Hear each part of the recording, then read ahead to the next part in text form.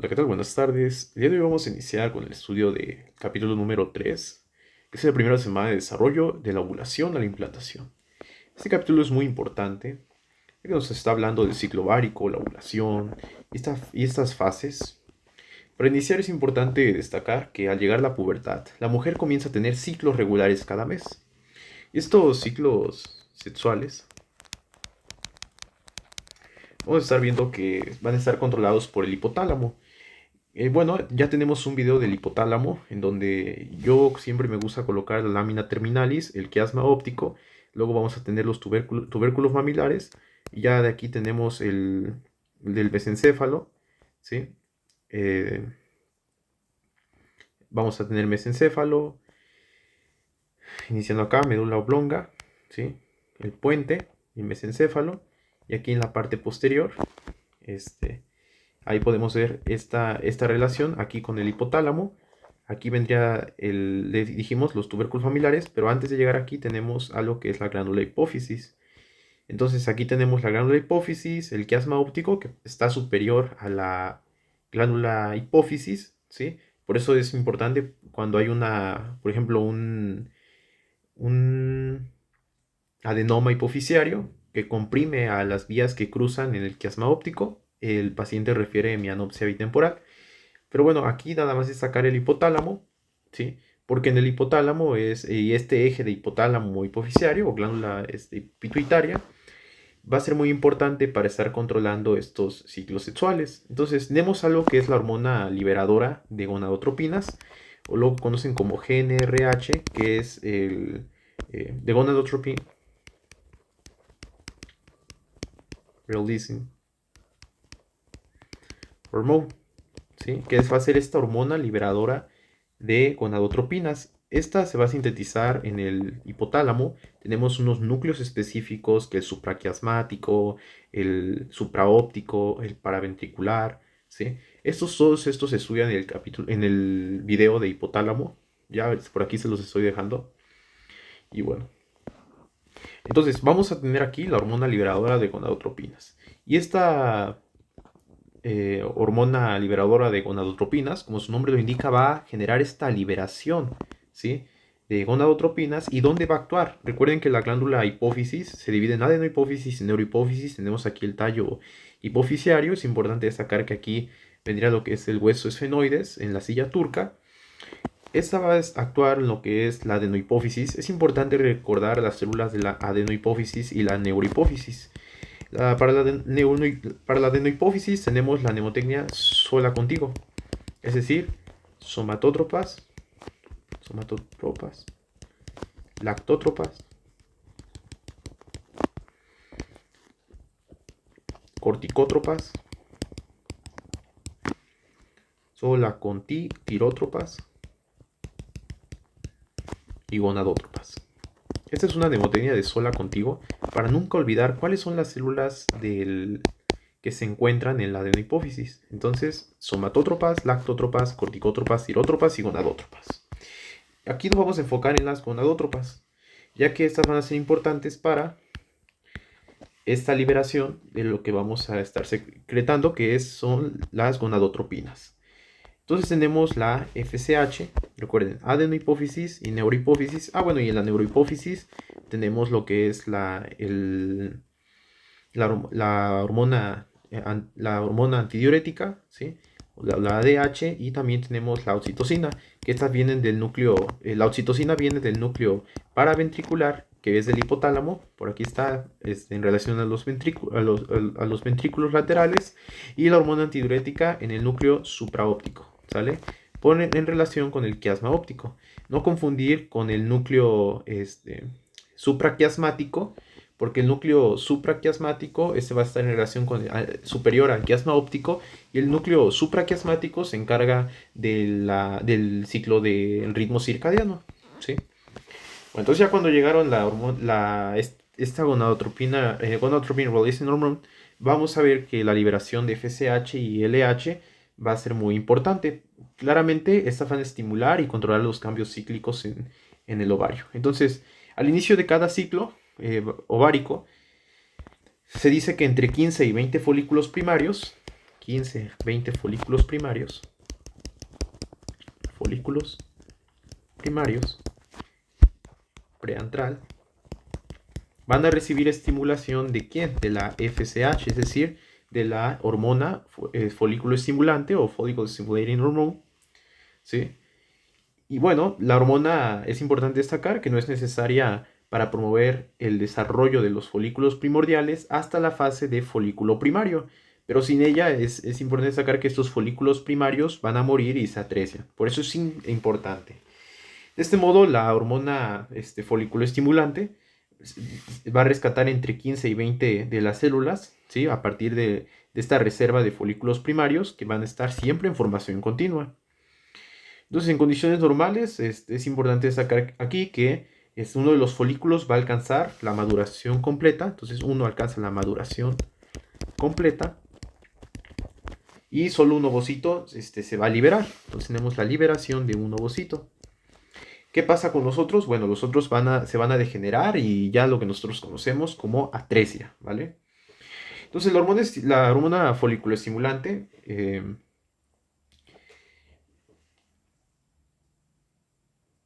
vamos a ver que es importante, ¿no? Entonces, para rescatar estos folículos y finalmente la liberación del ovocito. Recuerden que lo demás se va a generar lo que es la atresia. Y bueno, en el ciclo siguiente, otro grupo de los folículos, digamos, ya terminó el ciclo y ahora va otro ciclo. Entonces, otro grupo de los folículos primarios, ¿sí? Va a ser reclutado y de nuevo solamente uno de ellos va a alcanzar la madurez. Por tanto, la mayor parte de los folículos degenera sin alcanzar nunca la madurez completa. Es importante destacar que cuando este folículo sufre atresia, bueno, los folículos que sufren atresia, ¿sí? Y las células foliculares circundantes se van a degenerar. Digamos que aquí tenemos a las células circundantes, ¿sí? Y prácticamente degeneran y me van a formar lo que es el folículo atrésico. El folículo atrésico. Entonces, la hormona folículo estimulante también va a estimular lo que es la maduración de las células foliculares o células de la granulosa.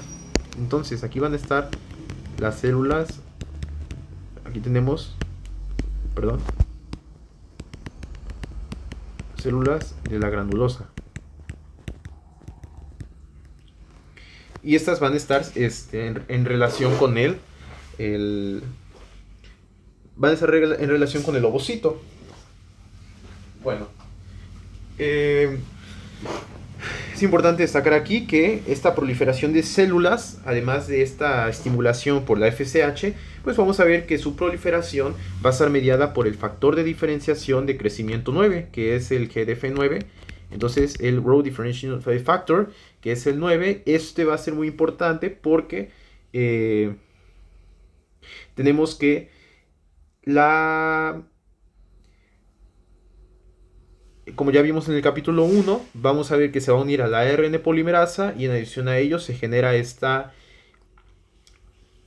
estimulación para su proliferación de acuerdo a su crecimiento. Y por supuesto también tenemos lo que es también es miembro de esta familia de factor de crecimiento transformante beta. Es importante destacar aquí que en cooperación con las células de la teca interna, porque aquí vamos a tener otras células que son las de la teca interna. A mí siempre me gusta destacarlo así para no olvidarlo. Tenemos teca interna y teca externa. Entonces aquí tenemos la de la teca interna. Pero en relación con estos, ¿sí? En conjunto con lo que es las células de la granulosa y las de la teca interna, estas van a estar secretando estrógenos, ¿sí? Ya vamos a ver que estas células de la teca interna y las células de la granulosa van a estar secretando los estrógenos, ¿sí? Y en este momento vamos a ver cómo se da esta conversión, porque es importante destacarla. O sea, en el libro de Landman no viene, pero bueno, es muy importante recordar cómo se va a estar generando estas hormonas. Tenemos entonces el colesterol. Vamos a hacer, digamos que estas son las células de la teca y estas son las de la granulosa, ¿sí? Aquí vamos a tener al colesterol. Claramente en la célula de la teca, digamos que hacemos Esta es la célula de la teca, ¿sí? Y aquí tenemos que, claro, existen receptores, ¿no? Y bueno, tenemos colesterol, pregnenolona. Después de la pregnenolona, continuamos con progesterona. Después con los andrógenos, ¿sí?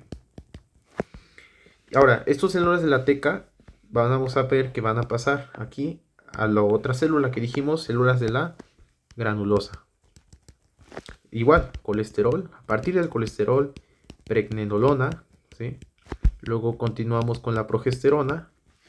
Y ahí tenemos los andrógenos, ¿sí? Vamos a pasar a lo que es los estrógenos. Formación de estrógenos gracias a una enzima. Cuando nos pregunten qué enzima permite esta transformación y vean cómo pasan de aquí estos andrógenos de la célula de la teca a las células de la granulosa, es decir, así, ¿sí? ¿Para qué? Para que se empiece a generar gracias a la enzima aromatasa. La aromatasa permite esta conversión de andrógenos a estrógenos. Entonces ahí es muy importante esta conversión. Esa conversión se puede dar en 3 lugares. Aquí también se puede dar en la corteza suprarrenal, ¿sí? En la porción, recuerden que tenemos glomerular, fascicular y reticular. La porción glomerular, mineralocorticoides, la porción reticular, glucocorticoides como el cortisol, y la mineralocorticoides como la aldosterona, la de la reticular, andrógenos suprarrenales, aquí es el otro lugar, y el otro es en el caso de obesidad, en el tejido adiposo, esta conversión periférica de andrógenos a estrógenos, ¿sale? Pero eso ya, claro, son otros lugares donde se va a estar desarrollando esta conversión. De igual manera, gracias a la enzima aromatasa, ¿ok? Entonces, ya tenemos esta producción de estrógenos, ¿sí? Las células de la teca interna, también como estamos observando, van a estar dando origen a lo que es andrógenos, ¿sí? Y la testosterona, ¿sí? Y estas células de la granulosa, pues ya vemos cómo los están convirtiendo a lo que es los estrógenos, el 17 beta estradiol, y también tenemos otros. Pero bueno, nos quedamos con 17 beta estradiol. Entonces, como consecuencia de la síntesis de estrógenos, que ya vimos que es muy importante, recuerden, síntesis de estrógenos, colesterol, pregnenolona, progesterona, pasamos a andrógenos, luego pasa a andrógenos hacia las células de la granulosa, gracias a la aromatasa generamos estrógenos y esos estrógenos van a ser importantes, ¿para qué?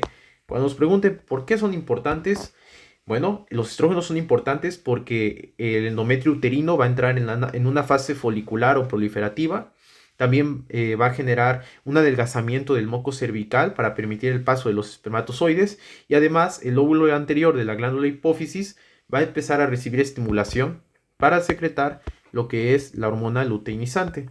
Entonces, gracias a estos estrógenos, vemos que a la mitad del ciclo va a existir un brote de hormona luteinizante. Pues a la mitad tenemos la liberación, este brote de hormona luteinizante.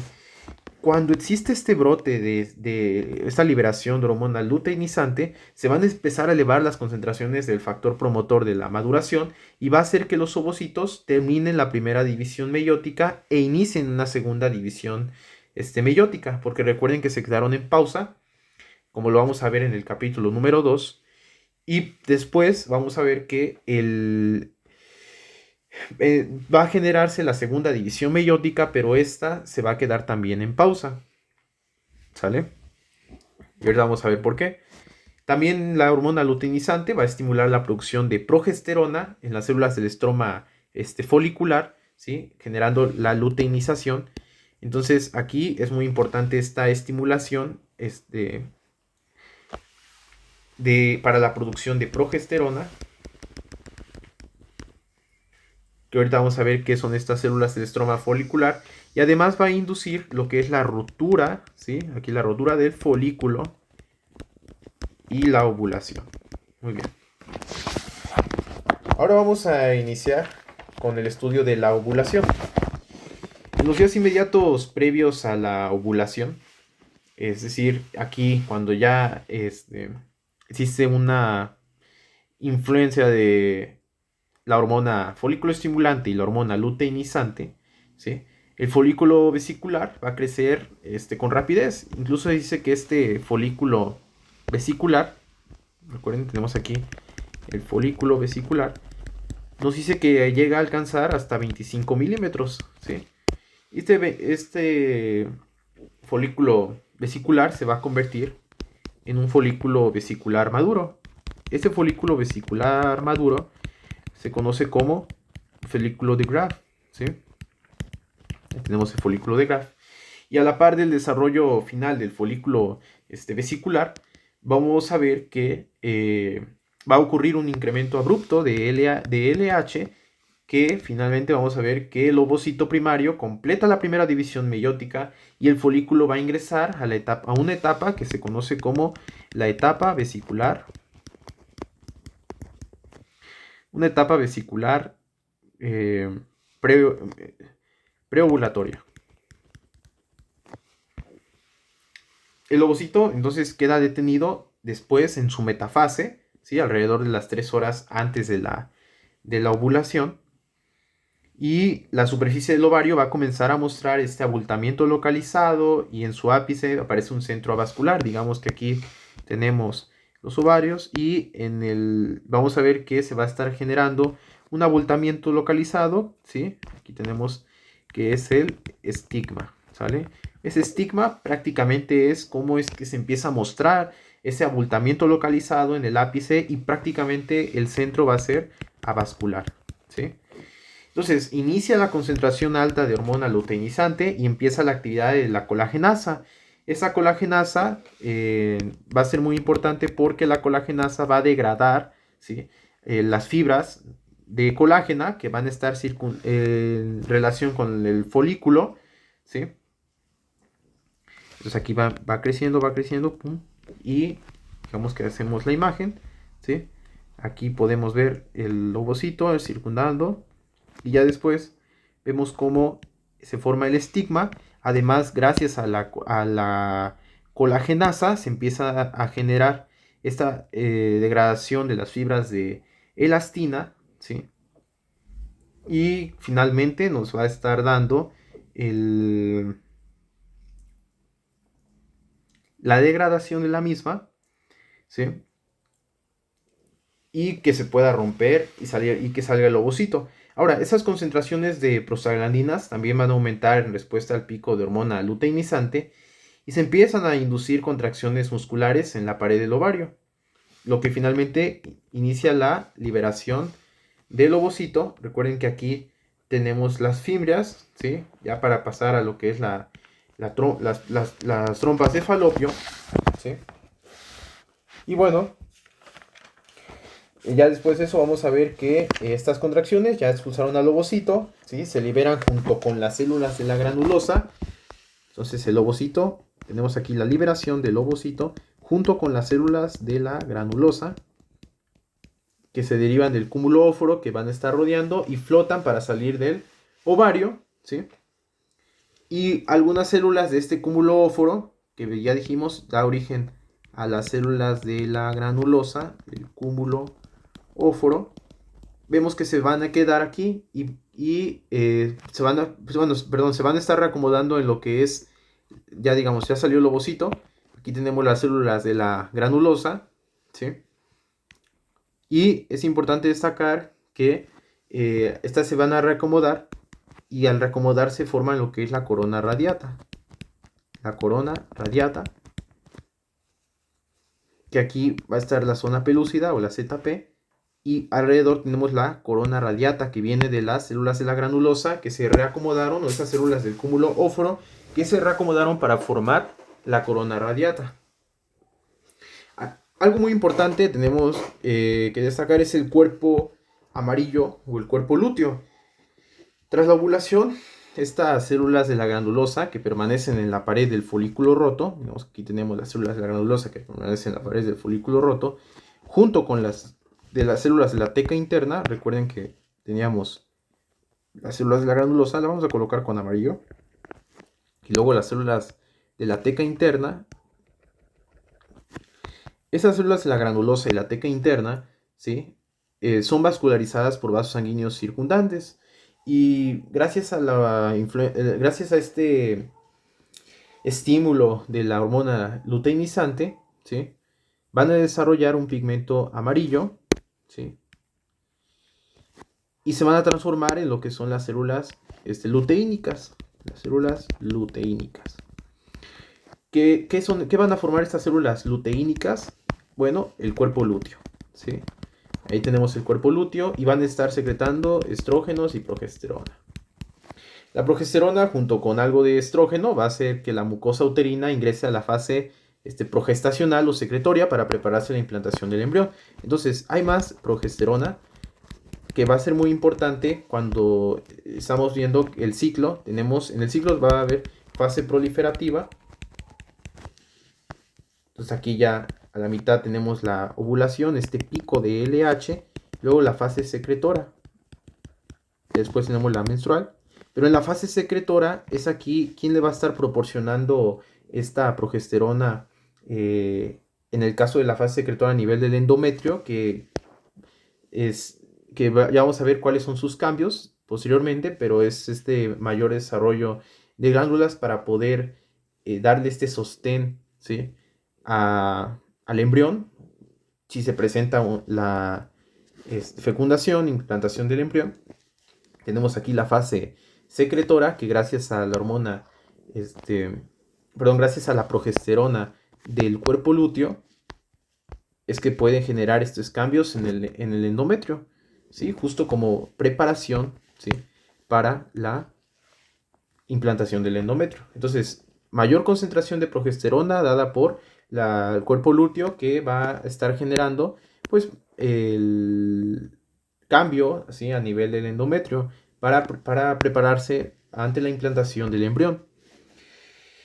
Y bueno, esto solamente es a las 8 semanas, porque ya de ahí es sustituido por lo que es la función de la placenta a nivel del sincito trofoblasto. Pero bueno, eso ya lo vamos a ver después. Simplemente destacar aquí que progesterona es igual al cuerpo lúteo. También a ciertas cantidades de estrógenos, pero bueno, mayor cantidad de progesterona. Esta fase progestacional o fase secretora. Bueno, antes de la ovulación, estas fibras de la tuba uterina, ya estábamos diciendo, van a estar generar un movimiento, van a estar barriendo lo que es la superficie del ovario, ¿sí? Y la tuba misma va a empezar a generar contracciones, ¿sí? De manera rítmica. Y vamos a ver que se piensa que el ovocito, circundado por algunas células de la granulosa, como ya estábamos observando, ¿sí? Va a ser llevado hacia el interior de la tuba por los movimientos de barrido y finalmente vamos a ver cómo están ingresando por los cilios el recubrimiento epitelial de las trompas de falopio, ¿sí?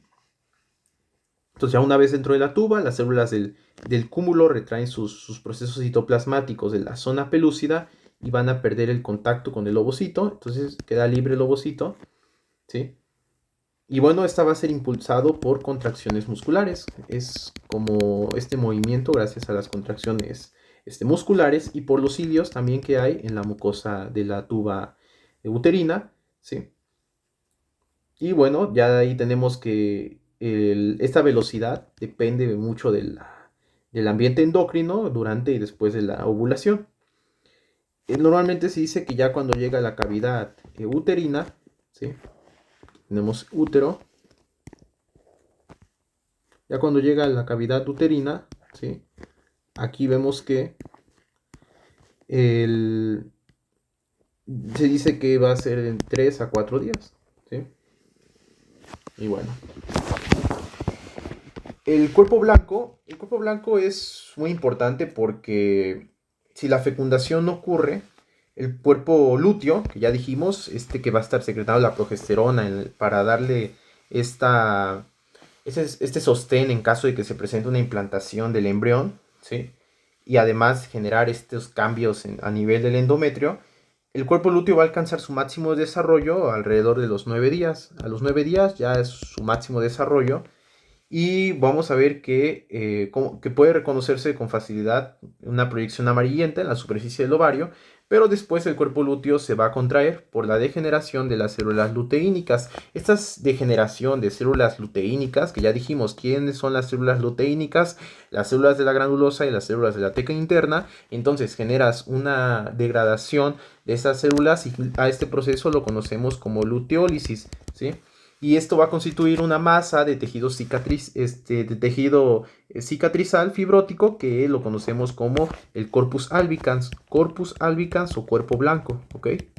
Así tenemos el corpus albicans o cuerpo blanco y de manera simultánea la síntesis de progesterona, que ya estábamos destacando que la síntesis de progesterona se está llevando a nivel de estas células luteínicas del cuerpo lúteo y que va a estar generando esta ayuda a la fase secretora del nivel del endometrio. Esto es en el endometrio, ¿sale? El endometrio, una capa aquí, la capa más interna aquí del útero, después sigue miometrio y ya por último el perimetrio. Aquí tendríamos al miometrio, que recuerden que el epitelio del endometrio es epitelio, el epitelio cilíndrico simple, ¿sí? Y en este caso vemos como el corpus albicans, bueno, ya se está degradando, estas células se están degradando por las células, por el proceso de luteólisis, genera el corpus blanco o cuerpos albicans, ¿sí? Y bueno, ¿qué ocurre? La síntesis de progesterona, ya dijimos, va a disminuir la progesterona, lo que va a estar precipitando lo que conocemos como la hemorragia menstrual, donde va a haber esta descamación a nivel del endometrio y esta disminución de la progesterona, gracias a esta degradación del cuerpo, perdón, a esta luteólisis y el cuerpo blanco que se está formando. Ahora, si el ovocito es fecundado, ¿sí? La gonadotropina coriónica humana va a evitar la degeneración del cuerpo lúteo, ¿sí? Esta hormona gonadotropina coriónica humana, ¿sí? Esta se va a estar secretando a nivel de lo que es el sincitio trofoblasto. Que vamos a ver, esto es sincitio trofoblasto del embrión. Entonces ahí tenemos la hormona gonadotropina coriónica humana. Y bueno, tenemos que el cuerpo lúteo va a seguir creciendo y forma, porque recuerden, ya está implantado.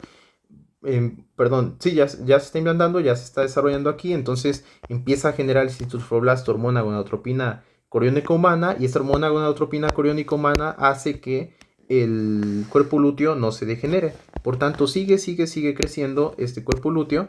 Esto recuerden, ya es cuando está fecundado, crece y se forma el corpus luteum graviditatis, ¿ok? Es el corpus luteum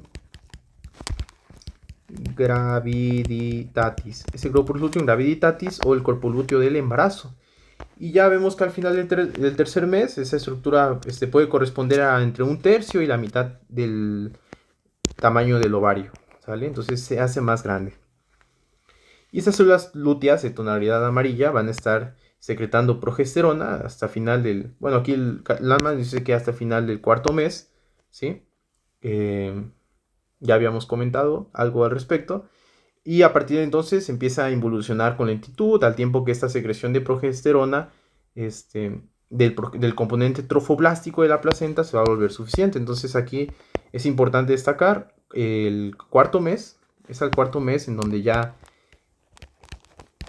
nos empieza a generar esta síntesis ya no empieza a generar esta secreción de progesterona y es sustituido por la placenta en lo que es el trofoblasto, ¿ok? El trofoblasto empieza a mantener el embarazo. La extirpación del cuerpo lúteo antes de los 4 meses nos puede desencadenar en aborto. Y ya de ahí vamos a pasar con la fecundación. Bueno, la fecundación es el proceso por el cual los gametos, vamos a hacer un esquema por acá. La fecundación. Bueno, este es, como les comentaba, este proceso por el cual estos gametos, tanto masculino como femenino, se van a fusionar. ¿Y dónde qué ocurre? Bueno, recuerden que es en la región ampular de la tuba uterina. tuba uterina. Este segmento es muy amplio y se va a ubicar en cercanía con el ovario.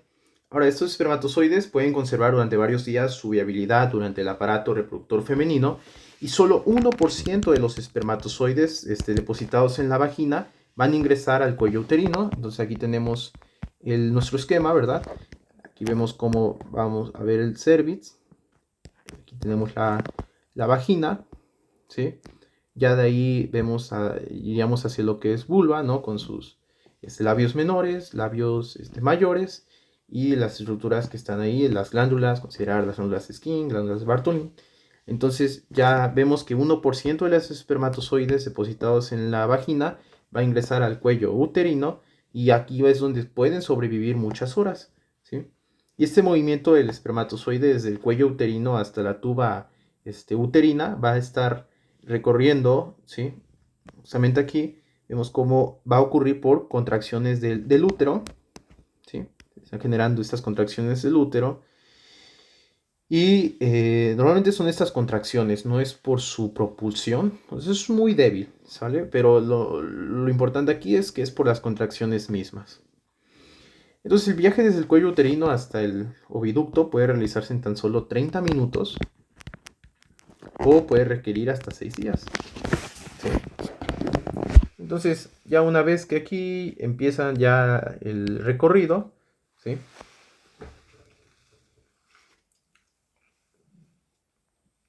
Los espermatozoides empiezan a perder su motilidad y detienen la migración, ¿sí? Cuando llegan al istmo. Y ya en el momento de la ovulación, ¿sí? Los espermatozoides van a recuperar la motilidad. Dijimos que va a ser a nivel de la ampolla, a nivel de lo que es la ampolla uterina, ¿sí? Entonces ahí podemos estar observando cómo va llegando a nivel de lo que es la ampolla. Entonces tenemos aquí, si lo dividimos por partes, ¿no? El istmo, la ampolla, bueno, la ámpula de la tuba uterina y finalmente lo que es el infundíbulo. Ya dijimos, aquí tenemos las fimbrias y va a ser en la región ampular de la tuba uterina. Aquí vamos a estar viendo, ¿sí? Entonces, una vez que ya inicia esta ovulación, los espermatozoides van a empezar a recuperar la motilidad y vemos como si ya llegaron al istmo, digamos que aquí venía espermatozoide, ¿sí? Por aquí viene, aquí tenemos aquí está llegando con su acrosoma. También tenemos el núcleo, ¿no? El núcleo del espermatozoide, su membrana plasmática. Y ya cuando llega a nivel de la región ampular, perdón, de la región del istmo, empieza a perder motilidad. Pero una vez que inicia la ovulación, rápidamente genera motilidad, ¿sí? Gracias a la presencia de quimiotrayentes que se van a estar sintetizando en las células del cúmulo, ¿sí? Que están circundando al óvulo. Ya estábamos destacando aquí esas células del cúmulo, que son células de la granulosa, y van a nadar hasta la ámpula, a esta parte de la ámpula de la tuba uterina, y aquí suele ocurrir la fecundación, ¿sí? Entonces los espermatozoides no pueden fecundar al ovocito justo después de llegar al aparato reproductor femenino.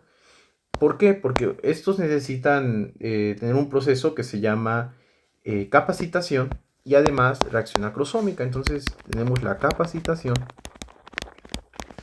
y la reacción cromosómica. Ya dijimos que esta capacitación y reacción cromosómica es muy importante para que los espermatozoides puedan fecundar al ovocito. Entonces, ¿qué es la capacitación? Bueno, la capacitación es un periodo de acondicionamiento, ¿sí? En donde en el aparato reproductor femenino, que en el humano se dice que dura alrededor de 7 horas, ¿sí? Entonces, dirigirse con rapidez al ámpula realmente no es una ventaja porque necesitamos la capacitación, ¿sí? Y para eso, bueno, gran parte de este acondicionamiento que ocurre durante la capacitación, ¿dónde es que va a tener lugar? Va a tener lugar en la tuba uterina, ¿sí? En la tuba uterina se está dando esta capacitación y supone algunas interacciones epiteliales que van a implicar, ¿sí?, al espermatozoide y a la superficie espermatozoide y a la superficie del superficie mucosa de la tuba. Entonces, ese periodo se van a retirar la capa de glucoproteínas, ¿sí?, y proteínas del plasma seminal de la membrana plasmática, proteínas del plasma seminal, y que van a estar cubriendo a lo que es la región acrosómica. Ya estábamos comentando esta región acrosómica, ¿sí? Y solo un espermatozoide capacitado puede pasar entre las células de la corona, ¿sí?, y desarrollar una reacción acrosómica, ¿no? Entonces, si ya por ejemplo vemos el ovocito, aquí tenemos las células de la corona radiata, que ya estábamos hablando, que son estas células de la corona radiata, ¿sí? Aquí están, miren, tenemos la zona pelúcida y las células de la corona radiata. Y por tanto, vemos cómo solamente uno va a poder pasar, ¿sí?, y generar esta reacción acrosómica. ¿Qué es la reacción acrosómica? Ya dijimos, tenemos capacitación gracias a la ayuda de la superficie de la tuba y tenemos la reacción acrosómica. Esta reacción acrosómica va a ocurrir tras la unión con la zona pelúcida. Ya dijimos, tenemos aquí la ZP, ¿sí? Aquí tenemos la ZP, ¿sale? Entonces, la unión a la zona pelúcida va a ser, esta reacción acrosómica va a ocurrir justamente cuando el espermatozoide, aquí tenemos, se empieza a unir. Vamos a colocarlo de esta manera. Aquí tenemos al espermatozoide. Cuando se une con la zona pelúcida es que ya está provocando además de esta inducción de las proteínas de la zona, está provocando esta reacción acrosómica. ¿Y cómo es que termina esta reacción acrosómica? Va a terminar con una liberación de enzimas que van a ser necesarias para la penetración de la zona pelúcida. ¿Cuáles son esas enzimas? Tenemos la acrosina y la tripsina, ¿sí? Entonces, recuerden que las fases de la fecundación, ¿cuáles son las fases? Cuando nos pregunten cuáles son las fases de la fecundación, tenemos la penetración, ¿sí?, de la corona radiada. Después tenemos el paso 2, ese es el step 1, step 2, la penetración de la zona pelúcida. Y ya como paso 3 tenemos la fusión de las membranas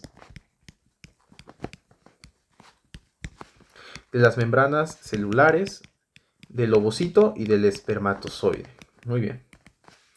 Vamos a enfocarnos en la fase 1, que es la penetración de la corona radiada, ¿sí? Muy importante destacar aquí que en esta fase, de los 200 a 300 millones de espermatozoides que de ordinario van a ser depositados en el aparato genital femenino, solo van a entrar 300 a 500 que llegan al sitio de fecundación. Y solo uno de ellos va a fecundar el óvulo. Entonces se piensa que el resto auxilia al espermatozoide fecundador para penetrar las barreras que protegen al gameto femenino, ¿sí? Y este espermatozoide capacitado pasa con libertad entre estas células de la corona radiata. Esto es lo que nos habla de la penetración de la corona radiata. Tenemos la fase 2, ya dijimos, penetración de la ZP o la zona pelúcida.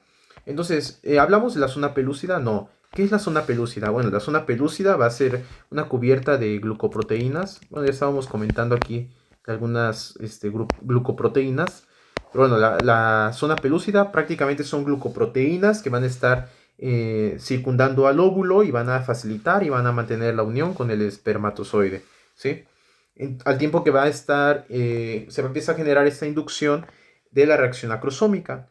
Entonces, tanto la unión, ¿sí?, como la reacción acrosómica van a estar mediadas por el ligando de la ZP3, ¿sí?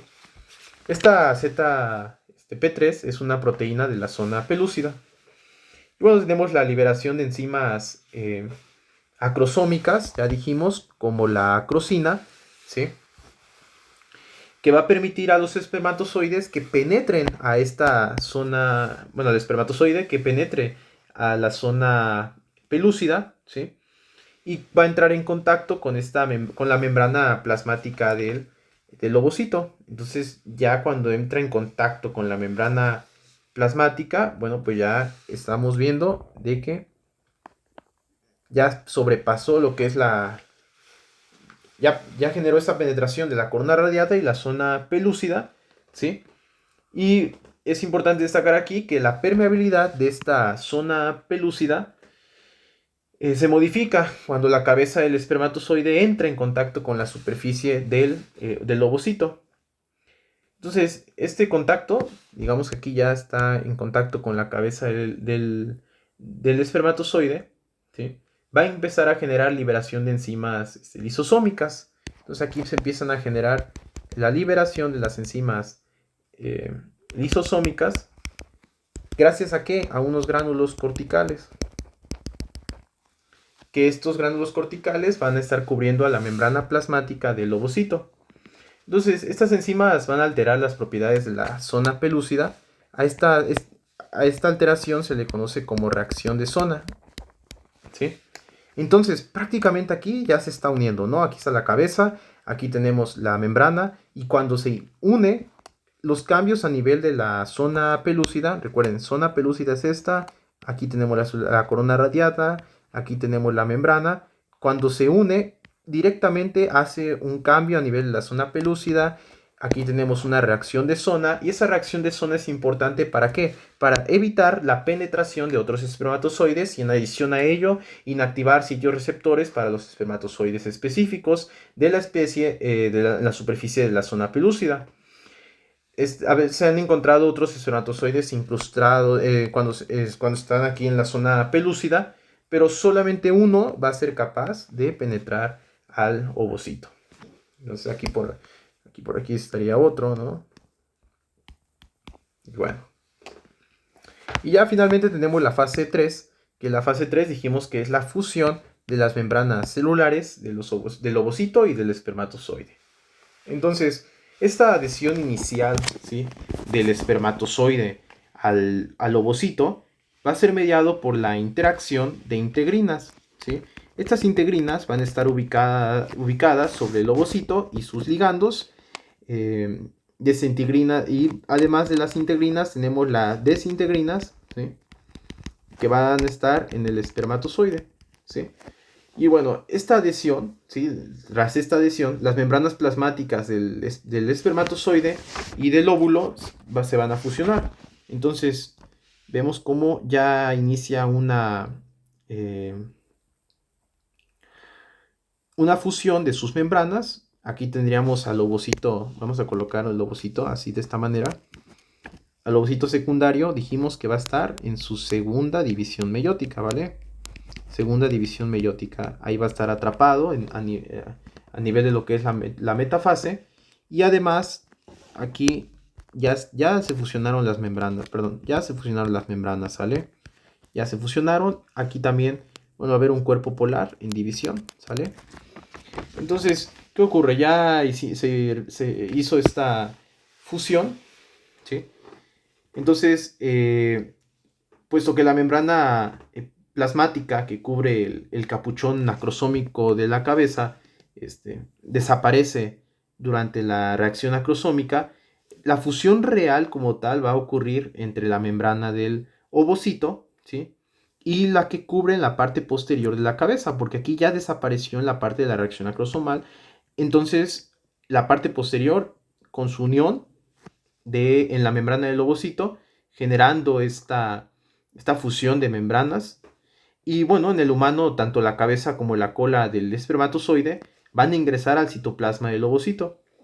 Entonces, la membrana plasmática, ya una vez que entró, vean cómo la membrana plasmática que dijimos que va a estar por aquí, va a quedar atrás, ¿sale? sobre la superficie del ovocito. Entonces, digamos, aquí está la membrana y queda atrás y ahí se queda, ¿sale? Entonces, tan pronto como el espermatozoide entra al ovocito, el óvulo va a responder de tres maneras. ¿Cómo es que va a responder el óvulo? Ya entró el espermatozoide, ¿cómo responde el óvulo? Cuando nos pregunten cómo responde el óvulo, perdón, ¿cómo responde, ¿sí?, el óvulo cuando el espermatozoide entra al ovocito? Tenemos reacciones corticales y de zona, ¿sale? Gracias a la liberación, dijimos, de gránulos corticales, ¿sí?, que contienen enzimas lisosómicas, esta membrana del ovocito, dijimos que en la reacción de zona es para que otros espermatozoides a nivel de la zona pelúcida no entren, ¿sí? Y por tanto esta zona pelúcida va a alterar la estructura y composición para que estos no entren, ¿verdad? Y tampoco se enlacen. Aunque bueno, se ha visto que se han encontrado algunos por ahí en la zona pelúcida, pero solamente hay uno que está entrando. Entonces, eso es un término clínico muy importante, ya que se impide lo que es la polispermia, ¿sí?, que no es más que esta penetración de más de un espermatozoide al ovocito. En segundo lugar, tenemos el reinicio de la segunda división meiótica, como ya estábamos destacando. La segunda división meiótica queda atrapada, por tanto este reinicio, digamos que el ovocito va a terminar su segunda división meiótica de inmediato una vez que ingresa el espermatozoide, termina, ¿sí?, y una de las células hijas que recibe apenas este citoplasma, que se conoce como el segundo cuerpo polar, ¿sí?, y la otra célula hija, aquí tenemos la otra célula que va a ser el ovocito definitivo. Entonces, estos cromosomas, ¿sí?, sus cromosomas, que son los 22 autosomas y el cromosoma X, se van a disponer en un núcleo vesicular, ¿sí?, que se conoce como el pronúcleo femenino, ¿sí? Entonces, si nosotros hacemos un esquema de esto que les estoy diciendo, tenemos aquí, ya dijimos, la membrana, tenemos la corona radiata, tenemos la zona pelúcida. Aquí se estaría formando lo que es ya dijimos, la membrana plasmática. Esta es la ZP, la membrana plasmática. Entonces, membrana plasmática, ZP y corona radiata. Cuando ingresa, ya dijimos que va a estar ingresando y la membrana se va a quedar hasta atrás en la superficie de la membrana plasmática del ovocito.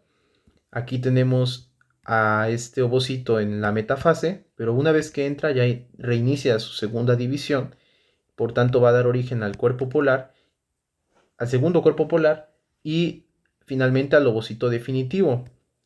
Y ese ovocito definitivo va a formar lo que es el pronúcleo femenino, ¿sí? Entonces ahí tenemos el pronúcleo femenino. Y bueno, después tenemos la activación, como número 3, tenemos la activación metabólica del óvulo. Entonces aquí, activación metabólica del óvulo. ¿Qué quiere decir esto? Bueno, el factor activador, ¿sí?, es quizá portado por el espermatozoide. Entonces inicia esta activación que abarca eventos celulares y moleculares que van a estar relacionados con la embriogénesis temprana. Entonces siempre recordar: reacción cortical y de zona, reinicio de la segunda división meiótica y activación metabólica del óvulo. Entonces el espermatozoide se desplaza hacia adelante hasta que se ubica en cercanía al pronúcleo femenino. Y cuando el espermatozoide, ya dijimos, ya está entrando, se pone cara a cara al pronúcleo femenino, lo enfrenta, se va a formar lo que es, bueno, se va a dilatar el espermatozoide y ¡boom!, forma el pronúcleo masculino. Muy bien. Y la cola va a desaparecer. Entonces la cola desaparece, se dilata, el núcleo es el que se dilata y empieza a la formación del pronúcleo masculino. Entonces, desde esta perspectiva morfológica, los pronúcleos masculino y femenino masculino y femenino, ¿sí? Son indistinguibles y de manera eventual van a entrar en contacto estrecho y van a perder sus cubiertas nucleares, ¿sale? Entonces ya de ahí vamos a estar viendo. Aquí ya no voy a dibujar lo que es la zona pelúcida de la corona radiata. Aquí tenemos cómo es que se está generando el núcleo femenino y el pronúcleo masculino se están enfrentando y que después se mezclan, ¿sale? Y bueno, eh, vamos a ver que durante el crecimiento de estos pronúcleos masculino y femenino, cada uno debe de duplicar, ¿sí?, su ADN, y si no lo hace, cada célula del cigoto unicelular va a contar tan solo con la mitad de la cantidad normal de ADN. Entonces es por ello que se debe duplicar el mismo. Entonces de inmediato tras esta síntesis de ADN, los cromosomas se van a organizar en el uso mitótico para prepararse para una división mitótica normal. Entonces los 23 cromosomas maternos y los 23 paternos se van a separar longitudinalmente a la altura del centrómero. Vemos cómo se están separando. Y las cromátidas, ¿sí?, hermanas, se van a desplazar hacia polos opuestos. Entonces, ya podemos observar aquí. Tenemos esta, pues, división, ¿verdad? Aquí cómo es que están separando las cromátides. Aquí tenemos los cuerpos, el cuerpo polar, ¿sí? Y vemos cómo después llegamos a esto. Aquí con su núcleo. Y bueno, vemos cómo se están separando. Aquí longitudinalmente gracias a su centrómero. Y las cromátidas hermanas, ¿sí?, se desplazan hacia polos opuestos. Y va a aportar a cada célula del cigoto un número diploide, ¿sí? Es un número diploide. Ya lo estaremos abordando en genética, ¿no? Normal de cromosomas y de ADN. Y al tiempo que estas cromátides hermanas, ¿sí?, se desplazan hacia polos opuestos, va a aparecer un surco profundo sobre la superficie de la célula, que de manera gradual va a dividir el citoplasma en dos partes, ¿sale? Entonces, los resultados principales de la fecundación, ¿cuáles son? Los resultados principales de la fecundación va a ser la recuperación. Resultados de la fecundación. La recuperación del número diploide, ¿sí?, de cromosomas. Es decir, vamos a tener lo que es la mitad de padre y la mitad de la madre. Y de este modo el cigoto va a contener una nueva combinación, ¿sí?, de cromosomas que prácticamente difiere, ¿sí?, de ambos progenitores.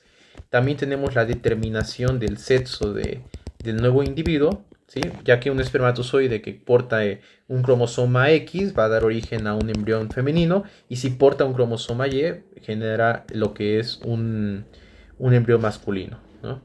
Entonces el sexo cromosómico va a determinarse en el momento de la fecundación.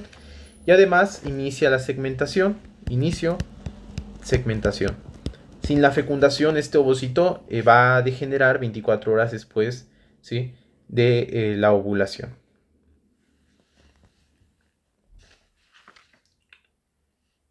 Y bueno, ya pasando a lo que es la segmentación, ¿sí?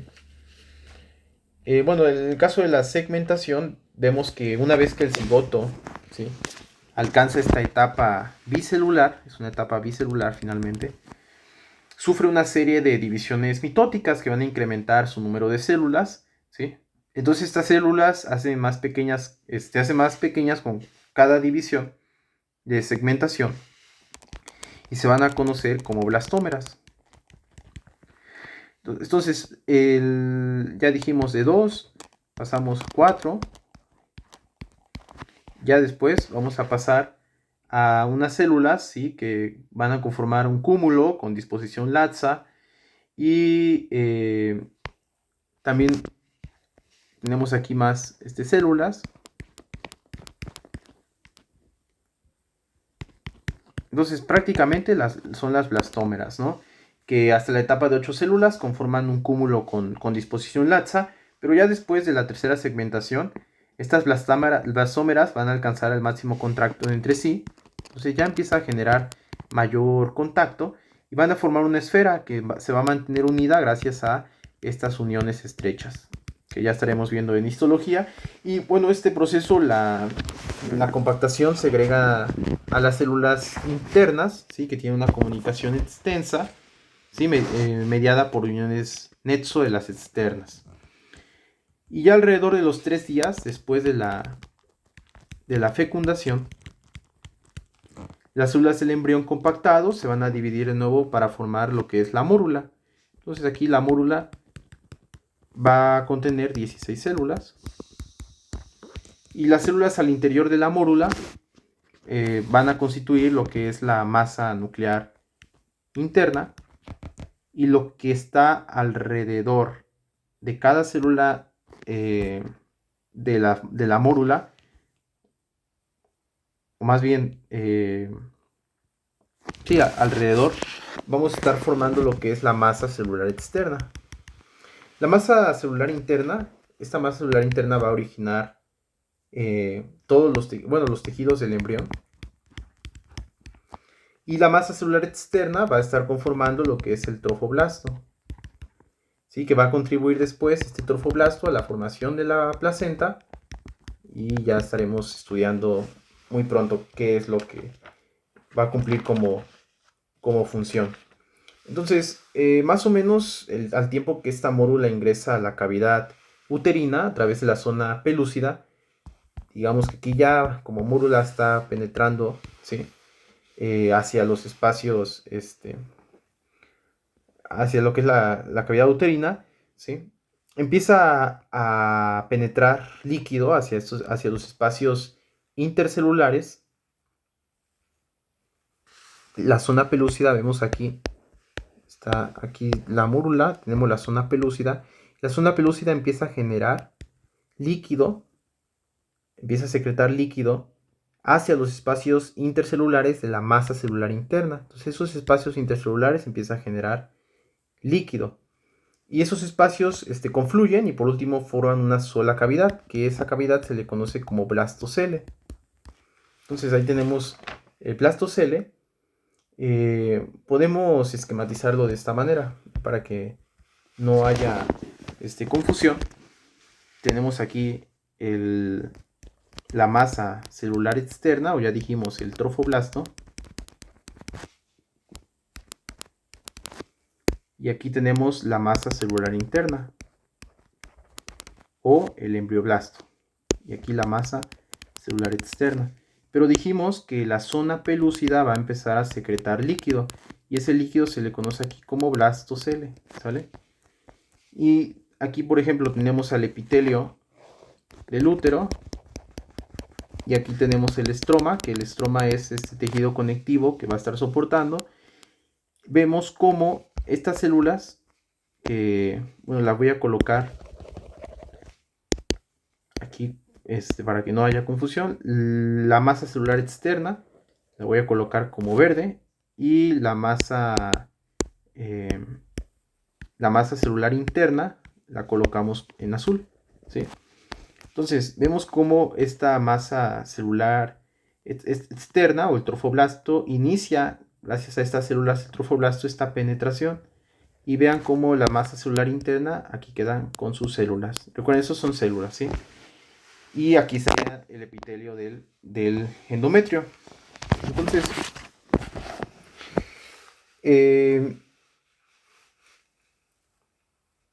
la zona pelúcida, ya dijimos, empieza a generar este líquido que se conoce como blastocele. Las células de la masa celular interna, que ahora ya no lo vamos a llamar como masa celular interna, vamos a llamarlo como embrioblasto.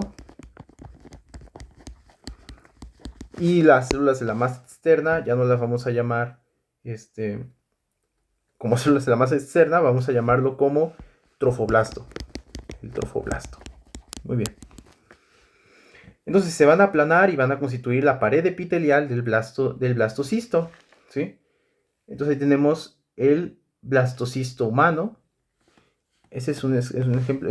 Todo esto es el blastocisto. Muy bien. Entonces tenemos aquí que la zona pelúcida va a desaparecer. Entonces, cuando desaparece, ya permite ese inicio de la implantación. Y en el humano, las células trofoblásticas ubicadas sobre el polo embrioblástico comienzan a penetrar, como lo estamos viendo aquí, entre las células epiteliales de la mucosa uterina. ¿Cuándo va a ser? Alrededor del sexto día.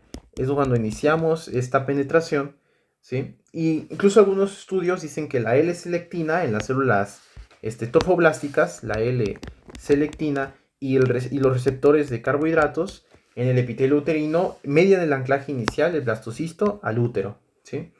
Entonces, estas selectinas son importantes como proteínas de unión a carbohidratos que van a participar en interacciones entre leucocitos y células endoteliales que permiten la captura de los leucocitos a partir de la sangre que fluye. Entonces, tras la captura mediada por estas selectinas y finalmente la fijación adicional y la invasión del trofoblasto que implica las integrinas, que expresa el trofoblasto y prácticamente las moléculas de la matriz celular laminina y fibronectina. Todos estos receptores también generan una fijación, ¿sí? Eso es lo más importante.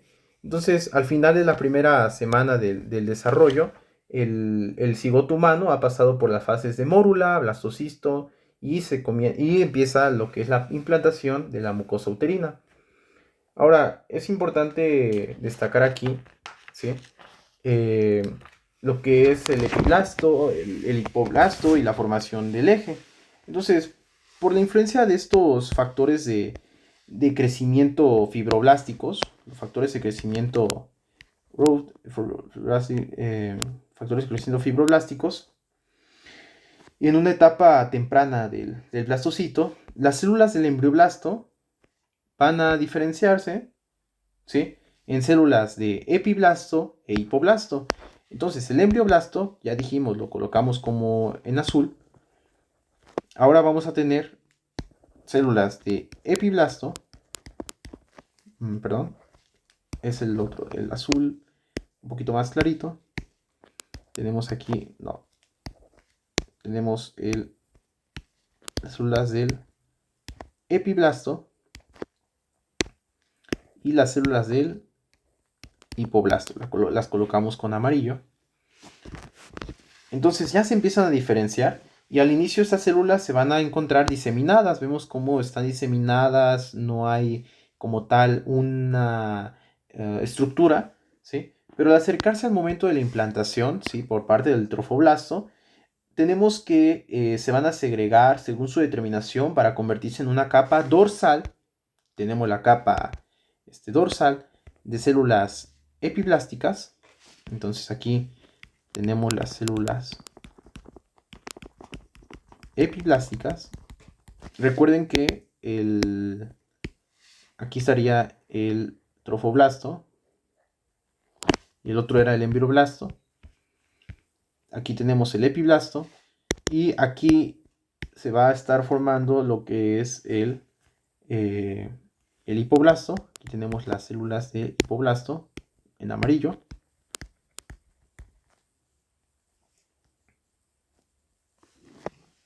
Que finalmente constituyen su capa dorsal y su capa ventral. Que va a estar adyacente a ¿qué? Ya dijimos, si aquí está todo lo que es el trofoblasto. Esto lo vamos a colocar por aquí.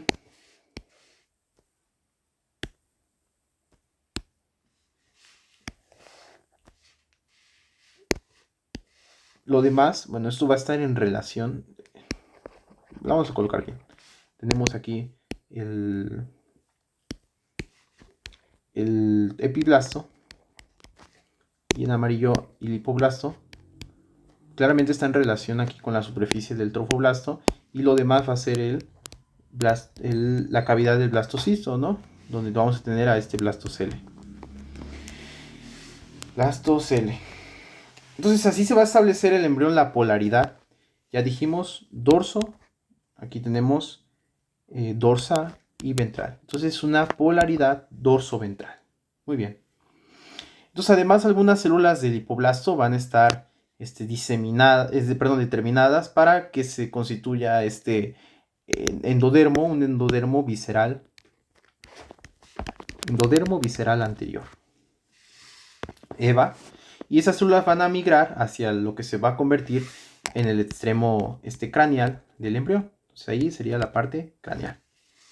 Las células EVA se clasifican como endodermo, ¿sí? Al igual que todo el hipoblasto en su totalidad. Entonces sería el endodermo, después vamos a ver estos términos, pero prácticamente toda esta capa ventral sería el endodermo, ¿no? Bueno, entonces ahí ya destacar que las células EVA se van a clasificar como endodermos y van a ser responsables de secretar. ¿Qué secretan las células EVA? Antagonistas de la proteína nodal. La proteína nodal, yo recuerdo que en su momento, ¿no?, una doctora decía que era la proteína de Christian Nodal. Bueno, entonces secretan esos antagonistas de la proteína nodal. Antagonistas quiere decir que no tienen el mismo efecto, sino que van a contrarrestarlo, ¿sí? ¿Y cuáles son estas? Tenemos a Cerberus y tenemos a LEFT1, que van a actuar, ¿sí?, sobre células adyacentes del epiblasto, por aquí, para determinar su extremo craneal, ¿sale?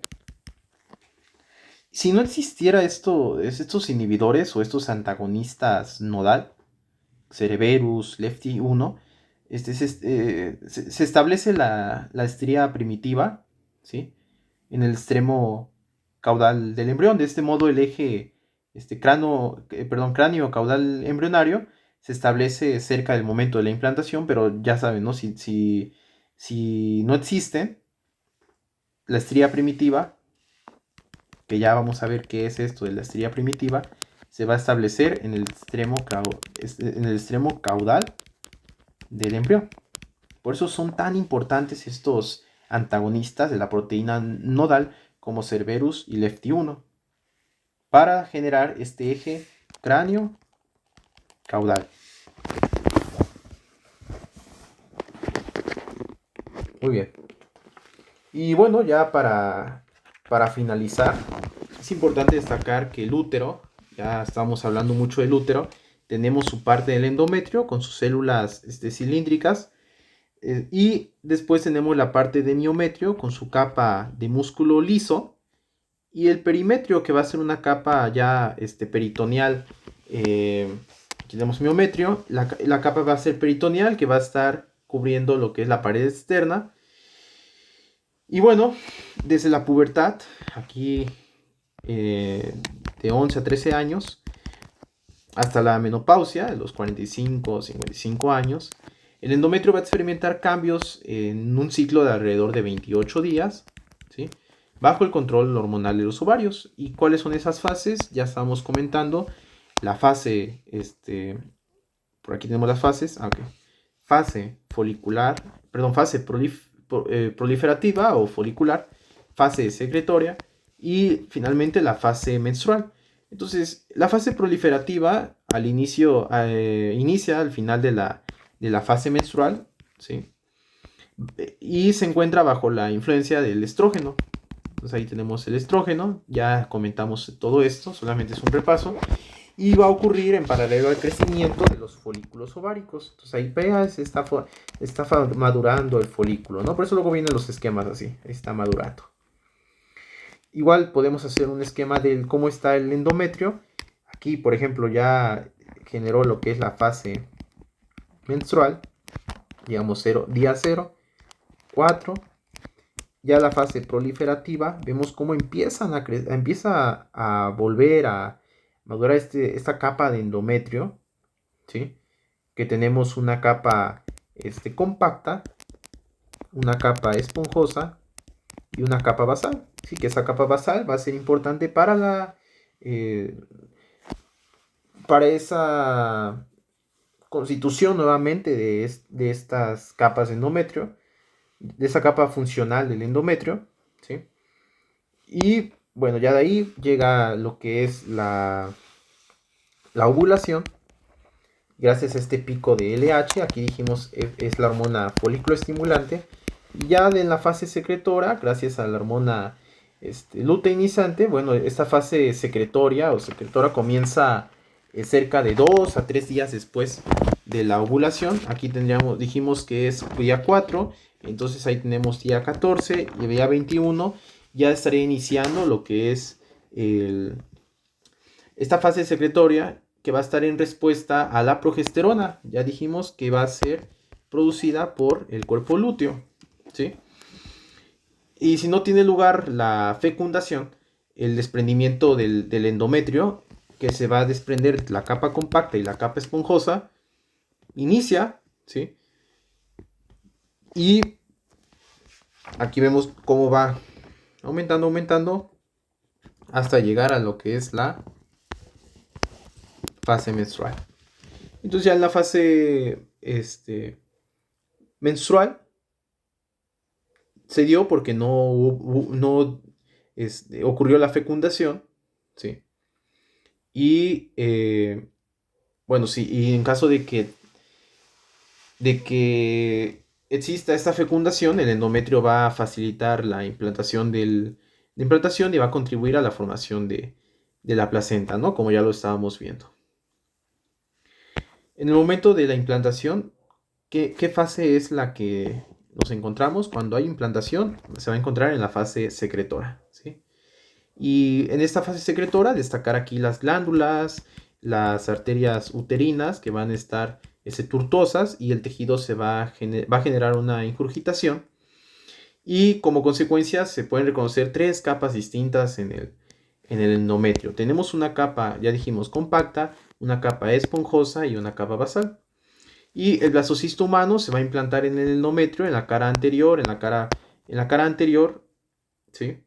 O posterior del cuerpo del útero, y donde va a quedar incluido entre los orificios glandulares. Es importante destacar que si el ovocito no es fecundado, las vénulas y los espacios sinusoidales se van a saturar de manera gradual de células hemáticas, ¿sí? Y se va a apreciar una diapédesis intensa de los elementos hacia el tejido, y por tanto inicia esta fase menstrual, y finalmente la sangre se va a escapar de esas arterias superficiales. Vemos cómo genera esta sangre, lo que es la menstruación, incluso también trozos pequeños del estroma y de la capa esponjosa que se desprenden, ¿sale? Entonces, durante los siguientes 3 o 4 días, esta capa compacta y esponjosa van a ser expulsadas del útero, y la capa basal, ya estábamos comentando, va a ser la única parte que se va a conservar.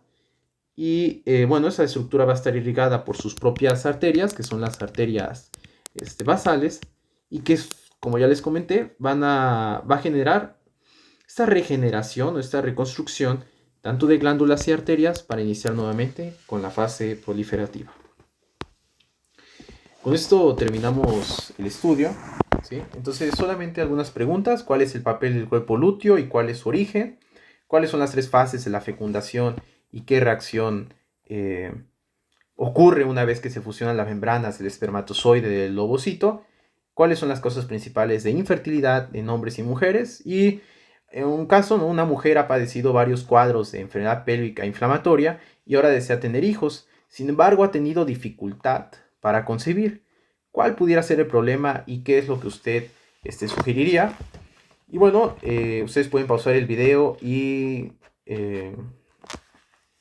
establecer su respuesta. La causa más común de anomalías, en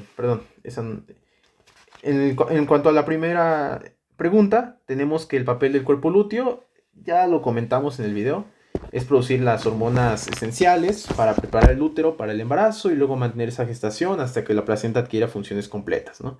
También al inicio la progesterona es la hormona principal sintetizada y hace que el útero ingrese a la fase progestacional. Más tarde se van a producir tanto estrógeno como progesterona para mantener el embarazo. El cuerpo lúteo se forma a partir de la teca interna, que va a derivar de las células del estroma ovárico y de las células de la granulosa. ¿Cuáles son las 3 fases de la fecundación? Bueno, ya dijimos, es la penetración de la corona radiata, la penetración de la zona pelúcida y la fusión de las membranas celulares del ovocito y el espermatozoide. La tercera, en cerca del 20% de las parejas casadas se presenta infertilidad, y una causa importante de infertilidad en la mujer es el bloqueo de las trompas uterinas, las tubas uterinas o de falopio por efecto de la cicatrización secundaria a la enfermedad pélvica inflamatoria repetida. En varones la causa principal es un conteo, es un conteo espermático bajo. Importante destacar que la enfermedad pélvica inflamatoria, ¿sí?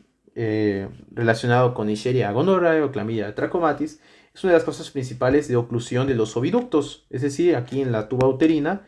Y si bien la paciente se puede curar, la cicatrización ocluye el lumen de las trompas e impide el paso de los espermatozoides, a pesar de que haya sus factores quimiotáxicos, ¿sí? Hasta el ovocito y del ovocito hacia la cavidad uterina. Entonces, la fertilización in vitro puede ser una solución a ese problema. El fertilizar los ovocitos de la mujer en cultivo y transferirlo a su útero para la implantación.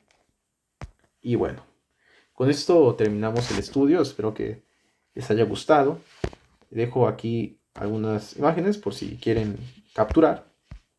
Y bueno, aquí tenemos las fases, como la formación de la mórula con sus 16 células y la penetración finalmente, esa diferenciación de trofoblasto y embrioblasto. Gracias.